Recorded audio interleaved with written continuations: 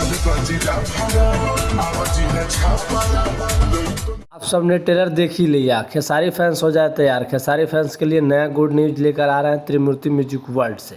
आप सबको बता दूं कि बहुत जल्द यहाँ से 2 दिन बचा हुआ है जिस समय मैं वीडियो बना रहा हूँ। 2 दिन में त्रिमूर्ति म्यूजिक वर्ल्ड से बहुत बड़ा पोस्टर आने वाला है जिस गाने में दिखेंगे वन्नू द ग्रेट और खेसारी लाल यादव ट्रेंडिंग स्टार। और एक बात इसलिए इस बात की चर्चा किया जा रहा है कि पहले पावर स्टार पवन सिंह में टीआरपी किंग लगता था। आज का जो पोस्टर आने वाला है त्रिमूर्ति म्यूजिक वर्ल्ड से उसमें खेसारी लाल यादव का फ़ोटो पर लिखा गया है टीआरपी किंग। तो भाई साहब आप लोग बताइएगा भोजपुरी के पावर स्टार पवन सिंह है टीआरपी किंग कि खेसारी लाल यादव है टीआरपी किंग। एक बार वीडियो को शेयर कर दीजिएगा।